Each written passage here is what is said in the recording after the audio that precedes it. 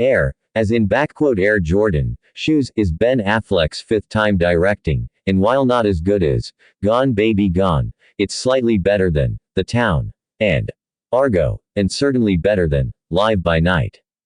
In my opinion, he's a far better director than he is an actor. Which is good, because he has an important role as Phil Knight, CEO of Nike, but too much screen time. The main star here is Sonny Damon, who's Nike basketball talent scout, and works with Rob Bateman, mostly serious Howard Tucker, good to see him back, and Peter Marr in Nike's Portland headquarters in the mid-1980s.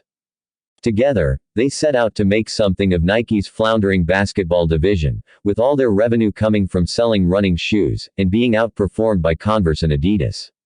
While Michael Jordan is central to the story, they specifically don't show him at all, as this is the start of his journey to superstardom. He's represented by his mum, Delores Davis, always great dad Tennant, and agent David Messina. While it's about negotiating a deal, that's not the only focus, with most emphasis on Sonny and his relationships with his bosses, Jordan's agent and parents and others in the real world. Reminds me a bit of Damon's performance in Ford vs. Ferrari, and how the film brings to life the passion and drama behind professional sports. It serves as a good companion piece to The Last Dance. Some good moments of levity, including the ending, some good 80s songs, some touching moments, and all over in under 2 hours. The strongest aspect of this film was definitely the script. This combined with a quality cast that meshes well together makes it work. All of the characters fit their roles nicely. It also certainly taps into a lot of 80s nostalgia with various themes, jokes, and music. For a movie that is only about how Nike got involved with the Jordan family, it keeps your interest throughout. The one area that is a bit annoying is that they don't actually have a character for Michael Jordan and you only ever see the back of his head walking. It just feels a bit off to have a movie that's all really about Jordan's shoe deal but then not even really having him in the story at all and just in the background. I understand it's difficult to find an actor who could play such a man. Jordan himself may not have even agreed to that, but it leaves a gap in the story in my mind. Overall, it's a solid movie for those interested in sports and the apparel industry surrounding them. It's also very well acted and succeeds with several comedic lines. I recommend seeing it for sure.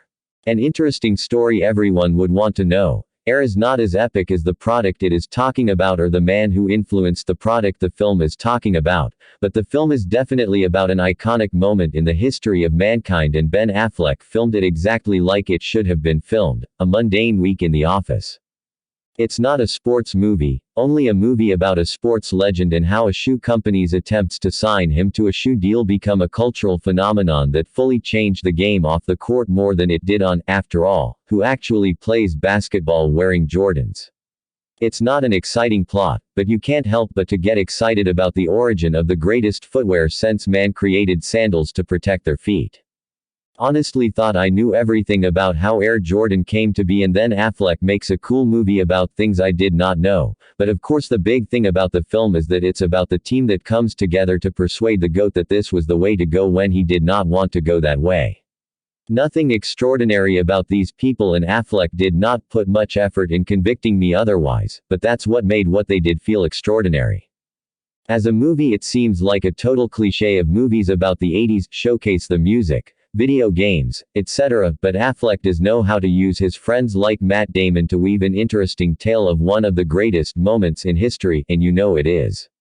Even while expressing how not out of the ordinary the moment was at that time. Hollywood stopped making movies, so the charge goes, and yes, there are fewer and fewer examples of actual cinema being made and even fewer that find success at the box office. I thought this might be a breath of fresh air, considering the star-studded cast, and the wealth of talent available to a director like Affleck, but bafflingly they chose this obscure story, and likely they all signed on like sheep when the project had a confirmed budget. I would too, probably. Still, it's difficult to call this cinema. Frankly, I found the film to be bland and boring. A giant ad for a megacorporation, and one that only shows the protagonists in a relatively positive light. Dull really. 5 stars. All dressed up and nowhere to go. Dishwater is dull. So it's 2 hours of a company designing a shoe for a basketball player. filled with shots of 80s nostalgia and energetic performances. If you are a brand worshiper or you worship basketball players, you might love this. I am neither. So I rate this on the merit of filmmaking. There's really nothing special here. It relies heavily on nostalgia and an 80s soundtrack to hold momentum that normally would just be a boring idea of a film of people working at a marketing office. Yawn. It kept me interested enough, but just enough by the performances by the actors.